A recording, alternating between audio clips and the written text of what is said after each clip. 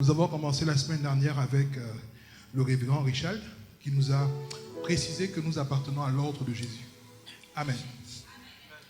Il nous a également donné quelles sont les 4 étapes qu'il fallait mettre en pratique pour pouvoir entrer dans l'ordre. Il nous a expliqué que premièrement, nous devons donner notre vie à Christ.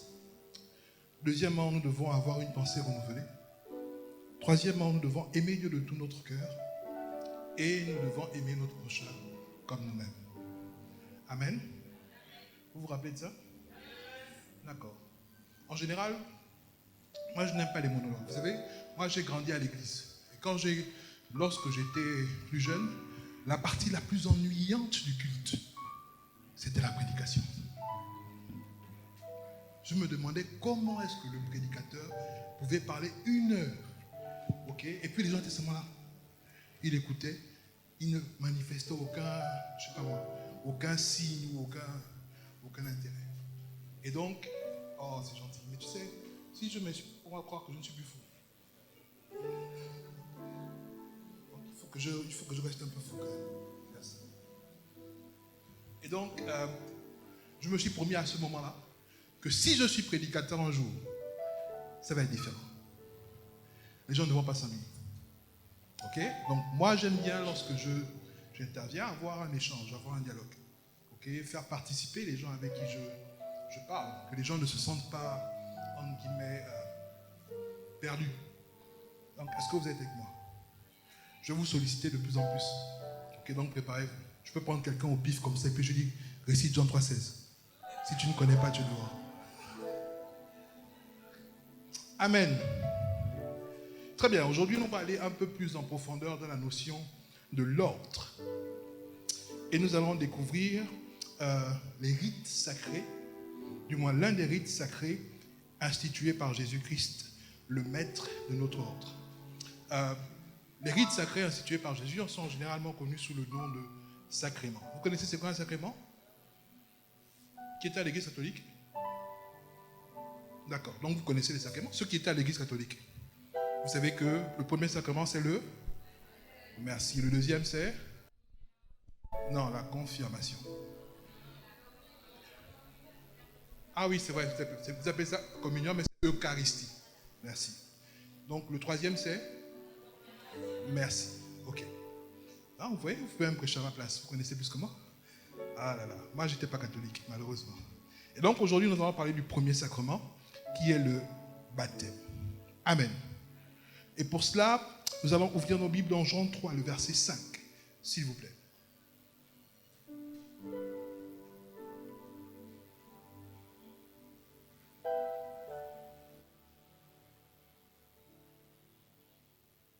Jean 3, 5, Jésus répondit, en vérité, je te le dis, si un homme ne naît d'eau et d'esprit, il ne peut entrer dans le royaume de Dieu. Amen. J'attire votre attention sur les premiers mots déclarés par Jésus. En vérité, en vérité. Déjà, c'est Jésus qui parle. Quand c'est Jésus qui parle, on doit faire attention à ce qu'il dit parce que Jésus est le Fils de Dieu. Ces paroles sont paroles d'évangile, pour reprendre l'expression. Ok? Pour vous faire un peu la comparaison, dans la Bible, il y a différents orateurs. Les orateurs les plus importants sont premièrement Dieu, ensuite Jésus, ensuite, je crois, les prophètes ou les apôtres. Et ainsi de suite. Donc, quand Jésus parle, ça n'a pas la même dimension que quand l'apôtre Paul parle. Ça n'a pas la même dimension, par exemple, que quand je ne sais pas moi, Moïse parle. Parce que Jésus a un degré au-dessus de Moïse et au-dessus de l'apôtre Paul. Donc, lorsque vous regardez deux passages qui se contredisent dans la Bible, vérifiez qui parle. Qui a autorité sur qui? Ok?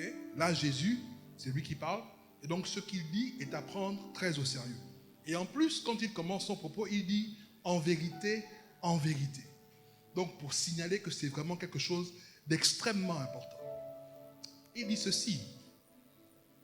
Si un homme ne naît d'eau et d'esprit, il ne peut entrer dans le royaume de Dieu. Ça veut dire que si vous n'êtes pas baptisé d'eau et baptisé d'esprit, vous ne pouvez pas entrer dans l'ordre.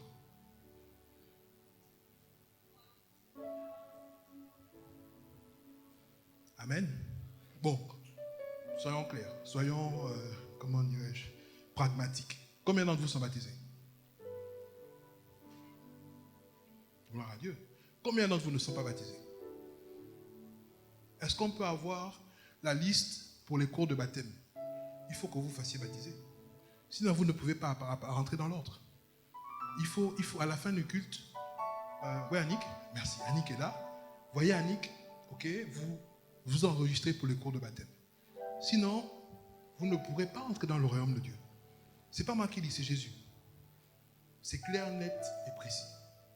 Donc la première chose que vous devez faire pour rentrer dans l'ordre, c'est être baptisé d'eau et baptisé d'esprit. Amen.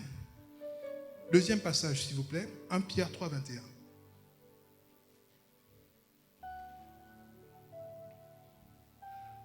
Dans 1 Pierre 3, 21, l'apôtre Pierre nous définit un peu c'est quoi le baptême. C'est bon? Merci. Cette eau qui est une figure de baptême, cette eau était une figure de baptême qui n'est pas, que Dieu m'aide.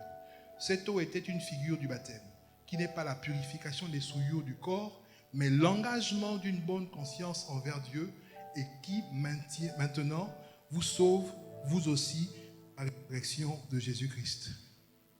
Ici, on découvre par l'apôtre Pierre que le baptême, en réalité, c'est l'engagement d'une bonne conscience envers Dieu. Amen. Amen, amen, amen. Maintenant, je vais vous raconter un peu mon histoire. Quand je dis, j'étais fou. En 1997, oui, je devais avoir 15 ans. Ne calculez pas mon âge. En 1997, la moitié d'entre vous n'était même pas encore né. Lui, il venait de naître. Okay? Avec l'évêque Michel et puis d'autres jeunes de l'église, on avait fait des cours pour jouer au piano, à la basse et tout, chanter et tout ça. Et donc, on était dans le groupe Rhodes. Rhodes, c'était le groupe qui était le deuxième groupe de l'église après Porte des Cieux. À l'époque, il y avait un groupe qui s'appelait Porte des Cieux, comme Porte des Cieux que vous connaissez. Okay?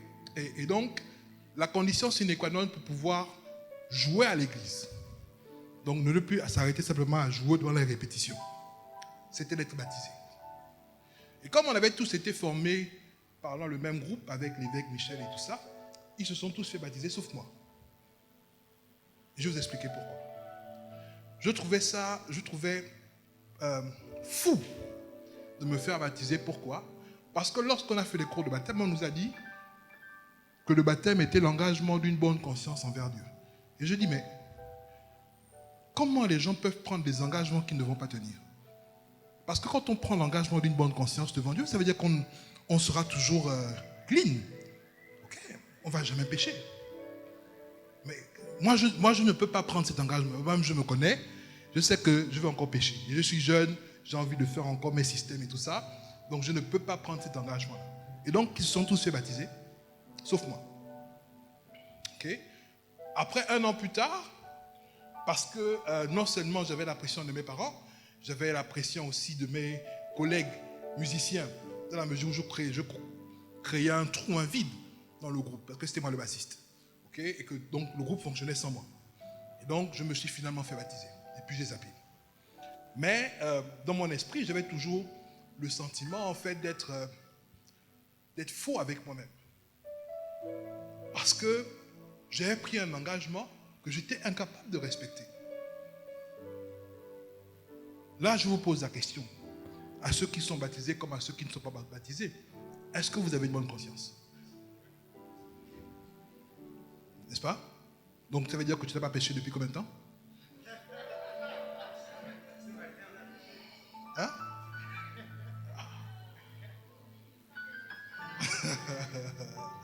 Est-ce que vous comprenez un peu? Et je ne dis pas ça pour vous, je ne dis pas ça pour vous décourager ou vous faire baptiser. En réalité, la vérité, c'est que je me trompais.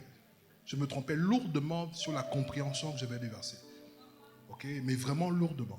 Premièrement, pour vous montrer la vérité, je vais définir c'est quoi la conscience. Parce que c'est de ça dont il est question. C'est quoi la conscience? Les psychologues Et on a une parmi nous là, qui joue un peu les stars, façon machin et tout.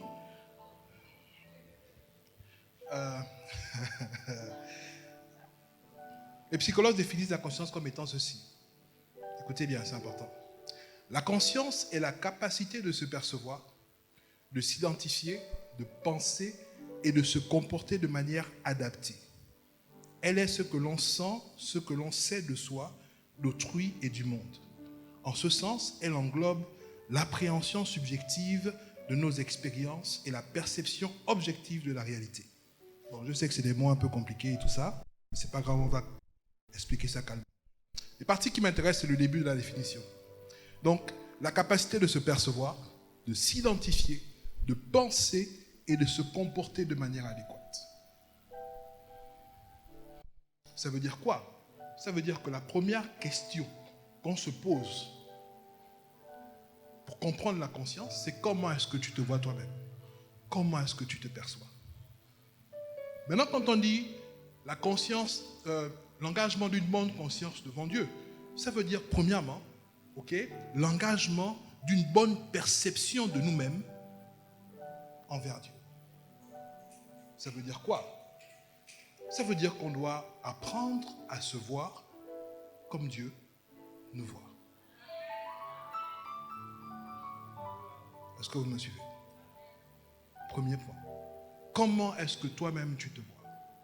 Si tu te vois pauvre, nu et aveugle, tu n'as pas une bonne conscience devant Dieu. Ça n'a rien à voir avec le péché, tu n'as pas encore péché.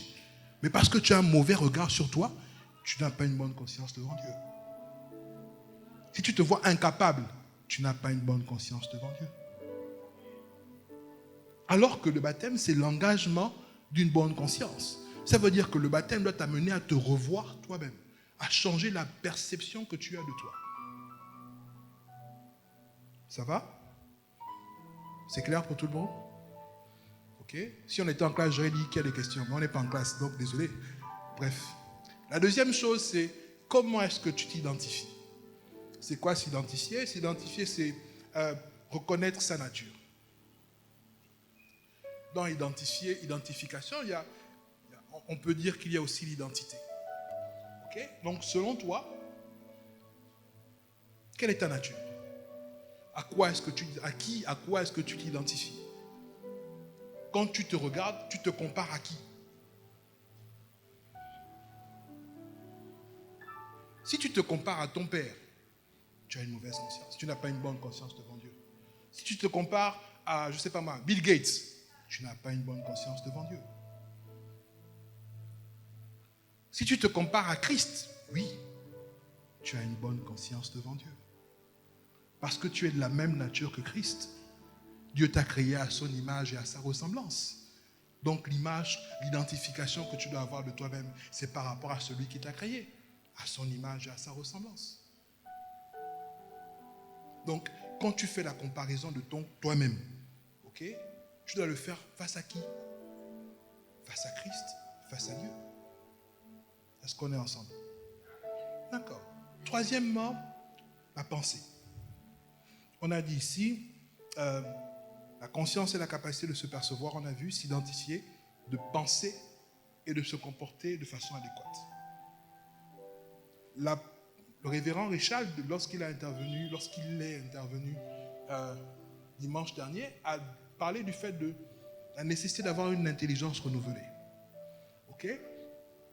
Donc, le fait de changer de système de pensée. D'accord. Moi, j'aimerais te poser la question. Est-ce que tu penses que ton système de pensée est conforme au système de pensée de Dieu?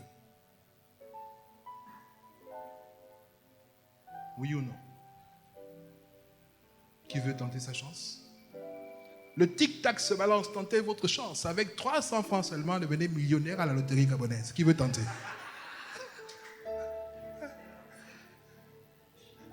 Oui, vas-y, dis-moi.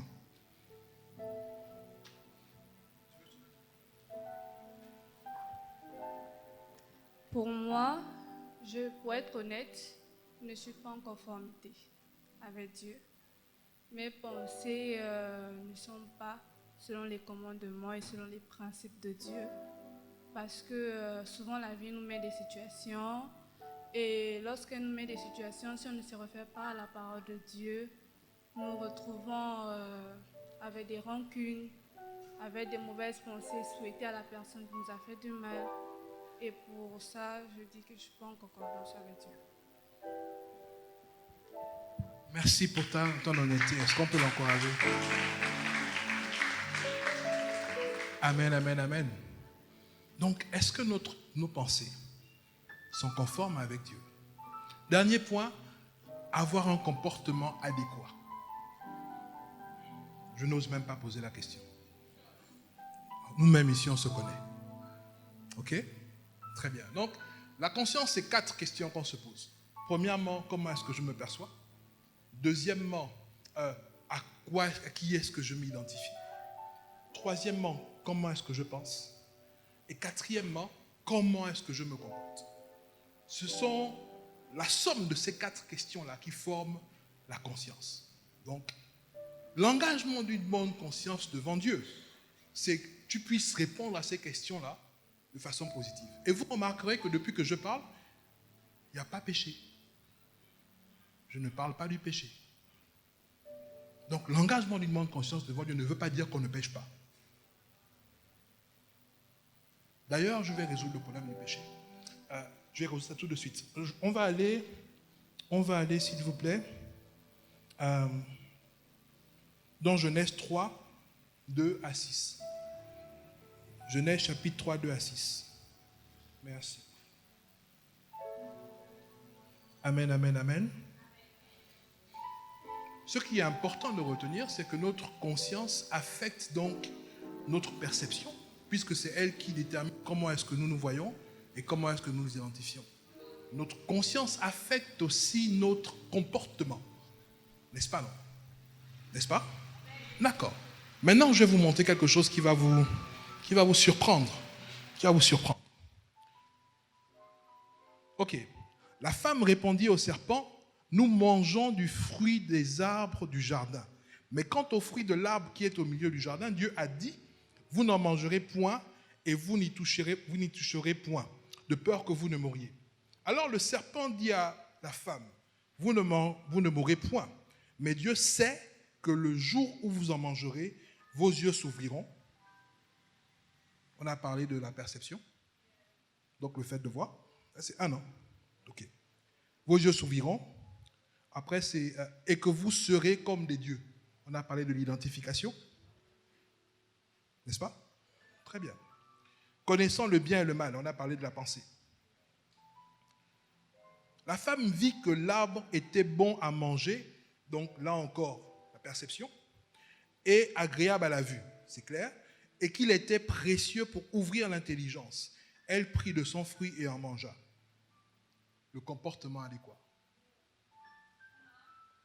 Elle donna aussi à son mari, qui était auprès d'elle, et il en mangea.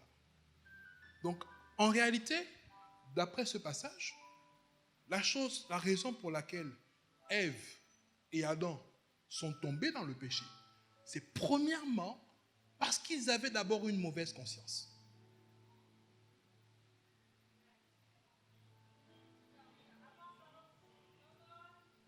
Donc, la conscience précède le péché. Est-ce que vous me suivez? C'est extrêmement important.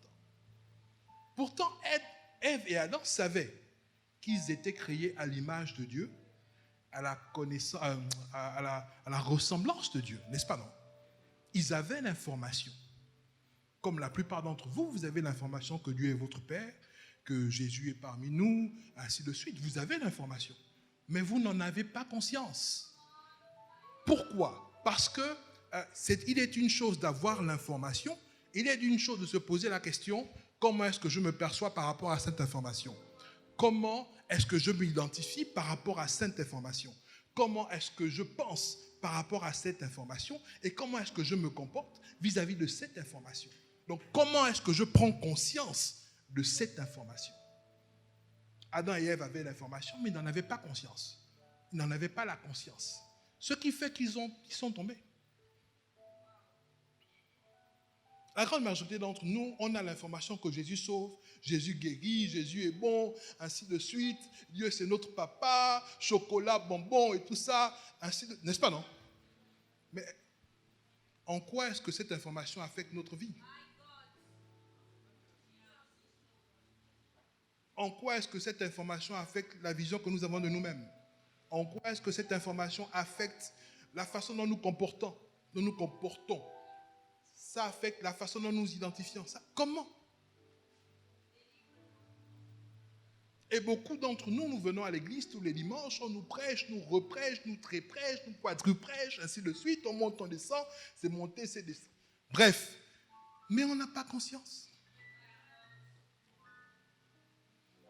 On va aller encore un peu plus en profondeur. Vraiment, que Dieu nous aide ce matin. Matthieu 28, 19 à 20. C'est Jésus qui parle encore une fois. Il dit, allez, faites de toutes les nations les disciples, les baptisant au nom du Père, du Fils et du Saint-Esprit. Enseignez-leur à observer tout ce que je vous ai prescrit.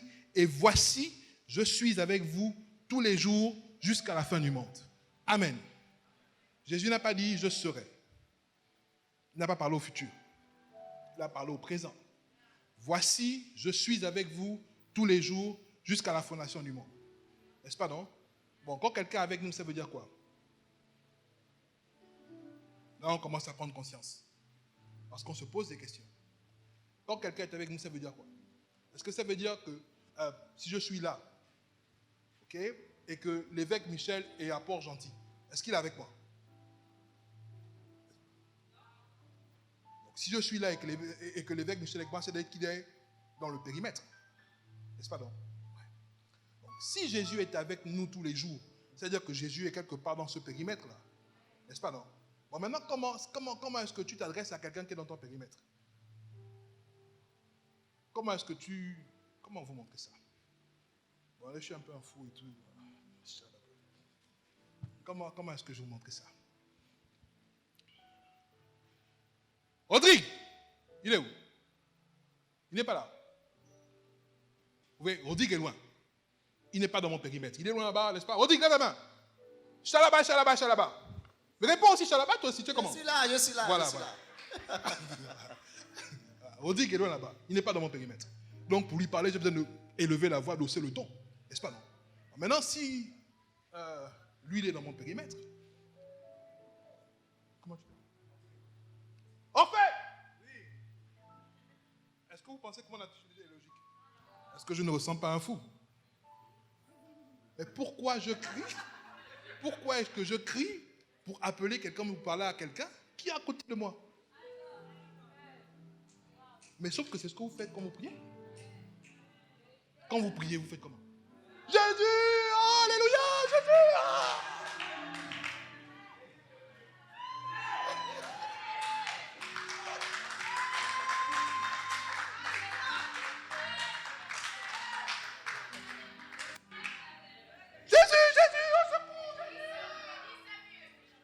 Mais le gars est dans le périmètre, il est à côté de toi.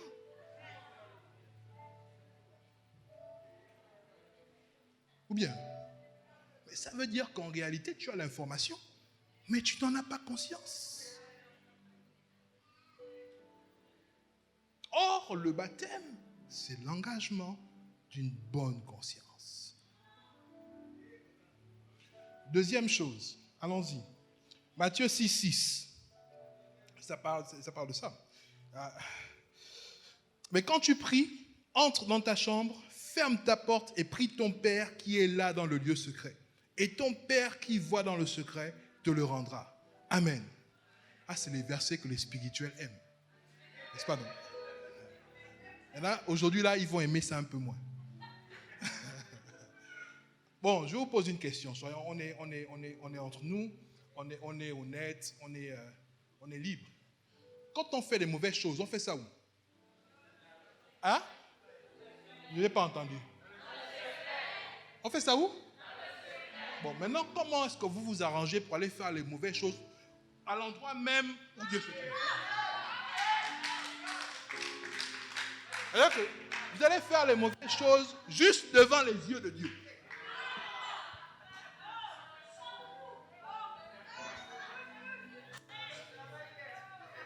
C'est pas ce qui est écrit ici. Comment? C'est là, non? Prie ton Père qui est là dans le lieu secret. Et ton Père qui voit dans le secret te le rendra. Mais moi, je me demande quel est le plus grand affront que l'on peut faire à quelqu'un? Le plus grand manque de respect. C'est faire exactement ce qu'il nous interdit de faire devant ses yeux. Ton père te dit, par exemple, ne fais pas ça. Tu dis, papa, regarde-moi bien. Je fais. Non, je suis fou, c'est pas grave. Hein? Laisse ça. Je suis fou aujourd'hui. C'est pas grave. Ok? Est-ce qu'on est ensemble? Qu'est-ce qui se passe? Parce que nous n'avons pas conscience. Troisième élément. Et puis après, on va aller un peu plus loin. Voici ce que dit Hébreux 12, verset 1. Nous donc aussi, puisque nous sommes environnés d'une si grande nuée de témoins, rejetons tout fardeau et le péché qui nous enveloppe si facilement et courons avec persévérance dans la carrière qui nous est ouverte. Ok?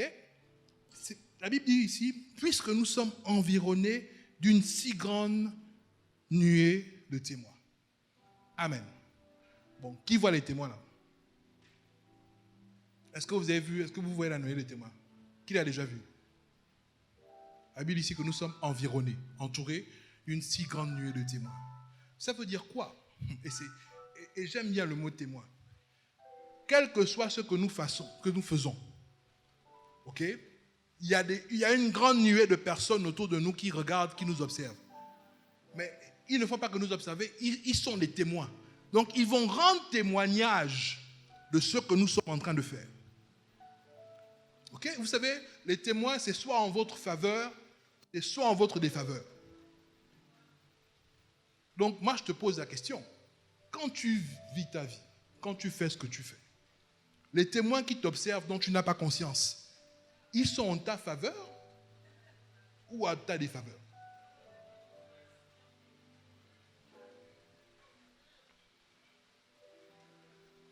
L'un des problèmes que nous avons avec la vie chrétienne, c'est que nous n'avons pas conscience. On a les informations. Tous les versets que j'ai cités ici, là. Est-ce qu'il y a un verset que vous ne connaissiez pas? Vous connaissez tous ces versets-là, non? Vous les avez déjà entendus au moins une fois. Donc vous avez la connaissance. Mais sauf que vous ne comprenez pas les implications. Vous ne vous regardez pas vis-à-vis de ces versets-là. Vous n'avez pas conscience de ce que ces versets disent. Amen. Amen. Amen. Est-il possible tout justement que notre christianisme soit comme il est, que nous soyons les chrétiens que nous sommes aujourd'hui avec toutes les difficultés que nous rencontrons, simplement parce que, en réalité, on est chrétien ici, plein dans la tête, mais il n'y a rien ici. Il n'y a rien dans le cœur.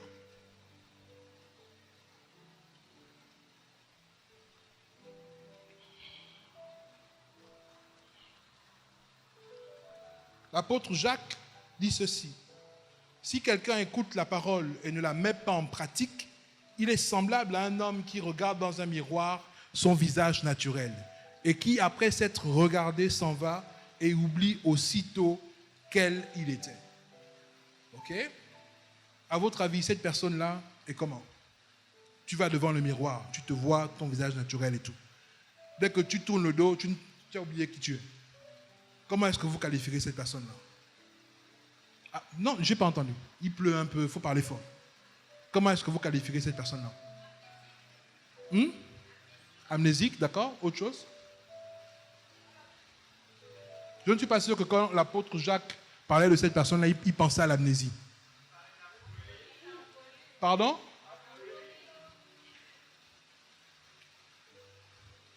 L'un des problèmes que nous avons avec le fait de mettre en pratique la parole, c'est tout justement parce que nous ne prenons pas la parole, nous ne la mettons pas devant nous, et puis nous ne nous regardons pas vis-à-vis de la parole.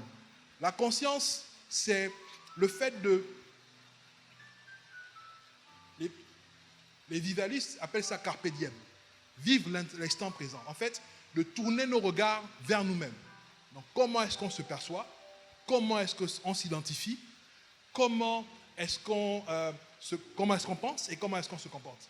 Le problème qu'on a, et c'est ce que l'apôtre Jacques dit, c'est qu'on ne prend pas la parole et on ne se regarde pas nous-mêmes vis-à-vis de la parole. Parce que la conscience, c'est tourner vers nous, ce n'est pas tourner vers les autres. Quand tu lis la parole, est-ce que tu prends le temps d'analyser la parole pour savoir, bon, comment est-ce que je viens d'apprendre affecte le regard que j'ai sur moi? Comment est-ce que ce que je viens d'apprendre affecte mon identité? Si tu ne prends pas le temps de faire cela, ok, tu es comme la personne que l'apôtre Jacques ici a écrite. En réalité, c'est parce que tu prends conscience de la parole que tu commences à la mettre en pratique. C'est aussi simple que ça.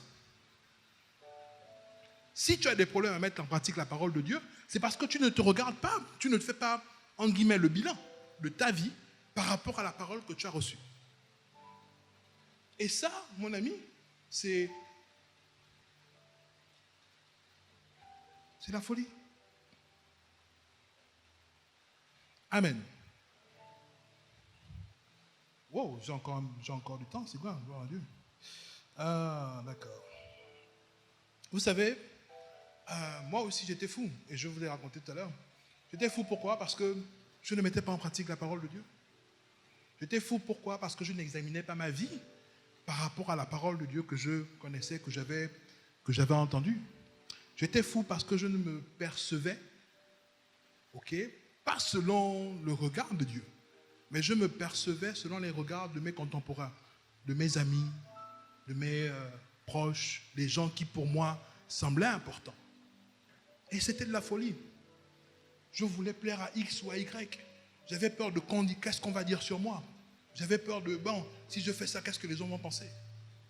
Ça veut dire quoi? Ça veut dire que je me perçois sous l'œil des autres. Et c'est de la folie. Ok? J'avais peur de mon identité, du moins d'affirmer qui j'étais. J'avais peur J'étais fou parce que je pensais que la meilleure version de moi-même ressemblait à X ou Y.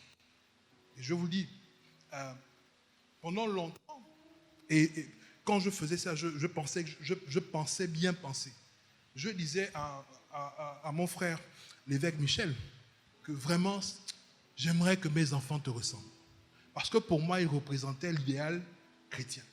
Honnêtement, on était tous jeunes. De tout, quand on était tous jeunes, lui se démarquait. C'était toujours le plus pieux, le plus prieur, le plus jeûneur et tout. C'était toujours le gars qui était... Non, c'est que Dieu, on le regardait et puis on dit, mais le gars, Dieu, vraiment, toi tu es né avec Dieu, quoi. Parce que nous autres là, on est là, des fois, on tangue un peu et tout, mais lui, rien. Ok? Et dans mon cœur, et je lui avais dit que vraiment, j'aimerais que mes enfants soient comme toi. Tu vois? C'était de la folie. La personne à qui mes enfants doivent ressembler, ce n'est pas l'évêque Michel. C'est la personne qui a créé mes enfants. Est-ce que vous comprenez? La personne à qui vous devez chercher à ressembler, à qui vous vous identifiez, en fait, à qui vous vous comparez. Ok? C'est d'être celui qui vous a créé à votre image, à son image, à sa ressemblance. Est-ce que vous comprenez? C'est de la folie de vouloir se comparer à quelqu'un d'autre, à un autre être humain, à un autre être vivant. C'est vrai, vous allez dire, oh, mais la Bible dit, soyez mes imitateurs comme je le suis moi-même de Christ. N'est-ce pas? Quand on commence, parce que la personne est dans notre environnement immédiat, donc naturellement, on fait ce que la personne fait, parce que c'est des choses que nous-mêmes, on ne maîtrise pas. Non, ne t'inquiète pas, je te dis, aujourd'hui, je suis en mode fou, c'est pas grave, laisse ça. Ok? Et donc, on fait les choses bien que l'on voit chez les autres. Mais la deuxième partie du verset dit ceci, comme je suis imitateur de Christ. Donc, la finalité, en fait, c'est que toi aussi, tu deviennes un imitateur de Christ. La finalité, c'est que ta référence aussi soit Christ. Quand tu te perçois, tu dois te percevoir sous l'œil de Christ. Quand tu t'identifies, tu dois t'identifier sous le regard de Christ. C'est ça la finalité. Est-ce que vous voyez? Ok? J'étais fou, pourquoi? Parce que je pensais comme le commun des mortels. Je pensais que pour réussir, il fallait forcément avoir un piston, avoir quelqu'un quelque part, surtout au Gabon, quelqu'un quelque part qui actionne ton dossier. Je pensais que pour... moi, j'ai commencé, et je vous le dis la vérité, quand moi j'ai commencé à travailler, je gagnais 100 000 francs.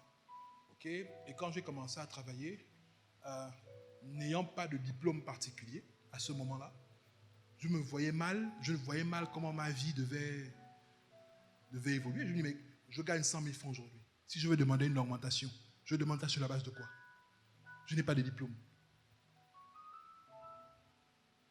Okay? Si je veux que ma vie évolue, sur la base de quoi je vais aller négocier pour avoir un meilleur salaire ou un meilleur standing de vie, puisque je n'ai aucune référence, je n'ai pas de diplôme. Okay? Et Dieu m'a démontré tout au long de ma life que le diplôme, en réalité, c'est pas aussi indispensable que ça. Amen. J'étais fou parce que je me comportais pas comme il fallait, malgré le fait que je connaissais la parole. Okay? La parole que je connaissais n'affectait pas mon comportement. Mais aujourd'hui, Dieu m'a fait grâce. Je suis délivré de ma folie. Non, pas encore. Amen. Je vais conclure avec une histoire que vous connaissez certainement. En fait, avec deux histoires. Il nous reste combien de temps? 16 minutes, très bien. Vous savez, l'apôtre Paul, alors qu'il devait se rendre, comment on appelle ça déjà? Chez les Romains, à Rome, donc était prisonnier et devait voyager en bateau. Et alors qu'ils étaient encore au port avec les gens avec qui il devait voyager, il y avait déjà le mauvais temps qui s'annonçait. Et l'apôtre Paul a appelé le garde qui le surveillait et a dit au garde, vraiment je vous déconseille de prendre la mer parce que le temps va se gâter.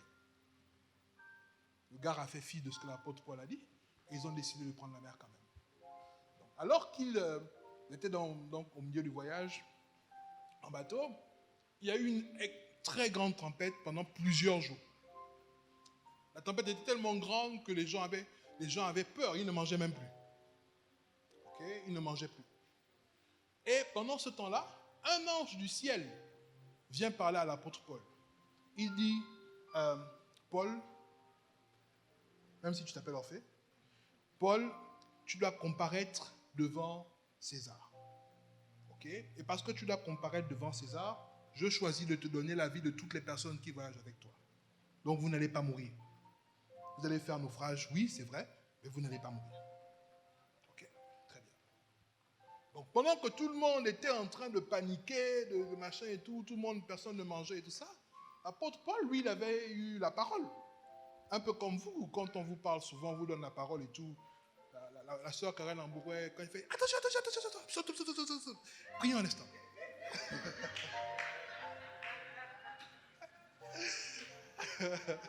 Ok, donc vous aviez la parole. vous avez la parole.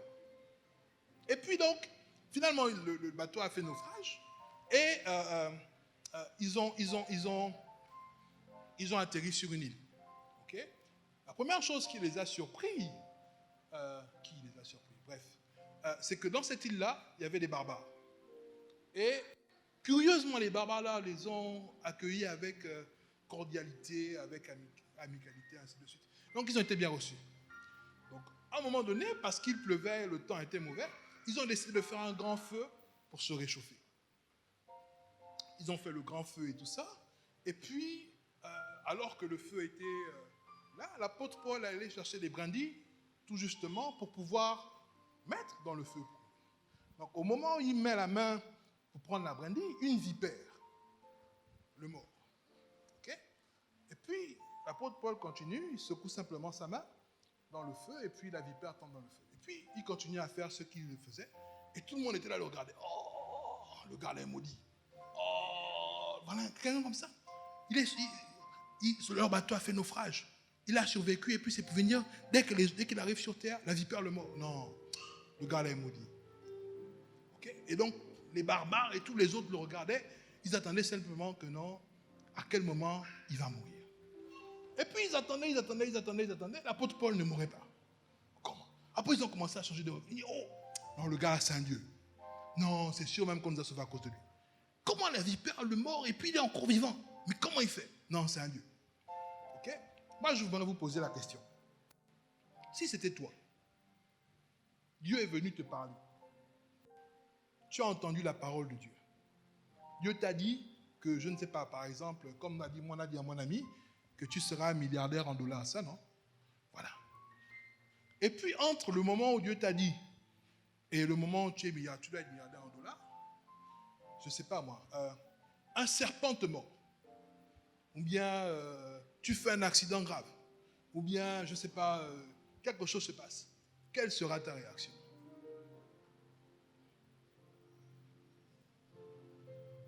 L'apôtre Paul, parce qu'il avait conscience de la parole de Dieu, il savait que quel que soit le serpent qui pouvait le mordre, ça n'aurait aucun effet sur lui. Dieu dit, il doit comparaître devant César. Donc il ne peut pas mourir à cause d'une morsure de vipère. Donc c'est pour ça que tranquillement, il balance le truc. Mais toi, comment est-ce que tu as réagi? Est-ce que tu as assez confiance en la parole de Dieu? Est-ce que tu es assez conscient de ce que Dieu dit pour mettre de côté ou bien pour passer outre les obstacles qui sont sur ton chemin?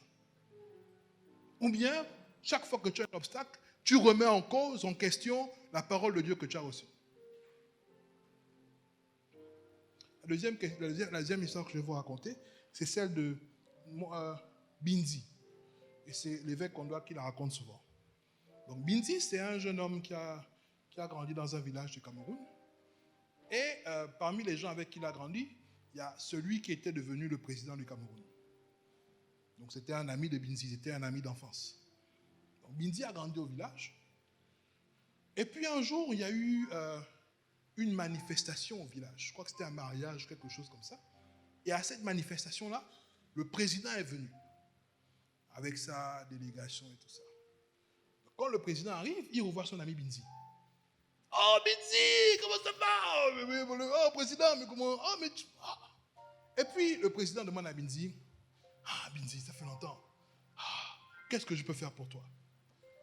Et puis Binzi dit au président, tu me vois, mais vraiment mon ami, là tu me vois là, j'ai soif. Donne-moi à boire. Ah bon? C'est tout ce que tu fais? Oui, j'ai soif, vraiment. Donc, le président donne les consignes. Bon, voilà ce monsieur-là, quel que soit ce qu'il vous demande, ok, il a soif, donnez-lui, il va boire. Et puis, le président, naturellement, est très occupé. Il est reparti à ses occupations. Donc voilà quelqu'un qui a rencontré le président et qui, en plus, avait l'avantage d'être l'ami d'enfance du président. Mais au moment où le président le visite, il dit qu'il a soif, il veut boire. C'est triste, n'est-ce pas? N'est-ce pas, non? Bon. Qui est d'accord avec ce que Binzi a fait? Qui n'est pas d'accord avec ce que Binzi a fait? Non, là je ne vois pas. Levez bien la main, que je sache quand même à qui je parle. Vous auriez fait comment? Je veux une personne qui me donne un exemple. Vous auriez fait comment? Non, vas-y, dis-moi. Raconter tous mes problèmes. Tu as raconté tes problèmes. Qui d'autre? Hein? Qui? Non, toi tu es grande, laisse. Qui d'autre? Hein? Qui ça? Il devait changer ta vie, non? D'accord. Qui d'autre? Il n'y a personne. Oui. Je lui aurais demandé que je travaille à côté de lui. Vous avez vu, non? Donc, mais ça, c'était Binzi. Donc, Binzi, il s'est comporté comment il s'est comporté. Vous avez dit que vous n'allez pas vous comporter comme Binzi s'est comporté, n'est-ce pas, non? D'accord. Vous priez dans l'église, hein? Vous priez ici. Vous êtes sûr que vous priez ici? Alors, je vous pose encore la question. Vous êtes sûr que vous priez ici? Maintenant, je vais vous prouver que vous n'avez pas conscience. Si vous priez ici, combien de fois est-ce qu'on a prophétisé ici que notre Père sera présent dans la République?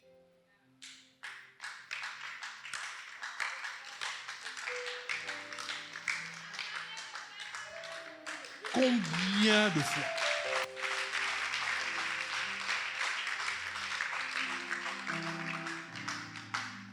Combien de fois?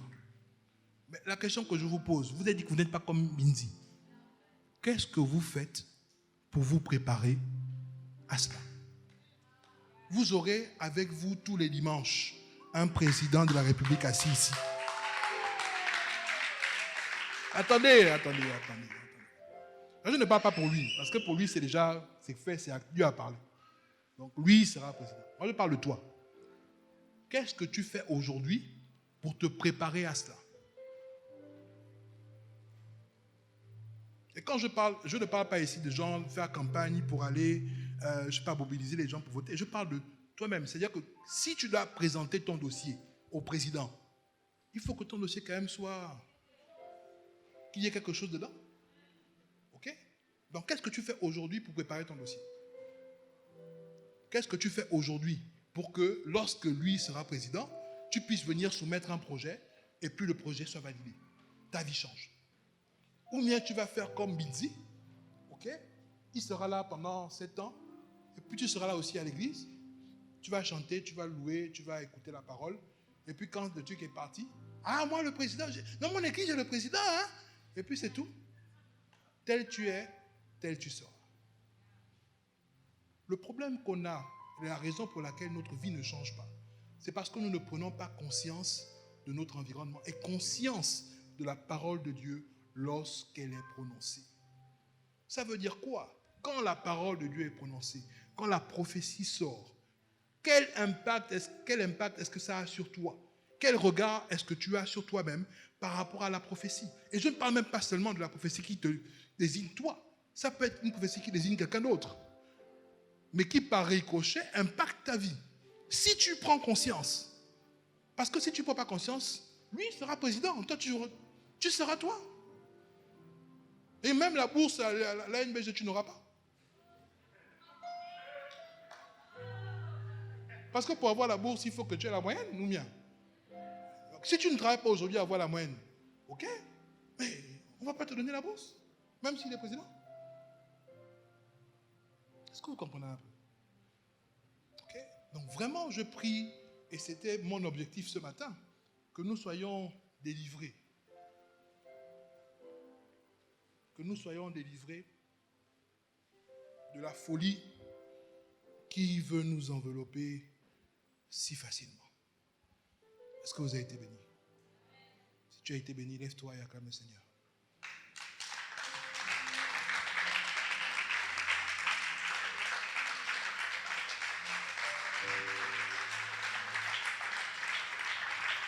Amen, amen, amen. Amen, amen, amen.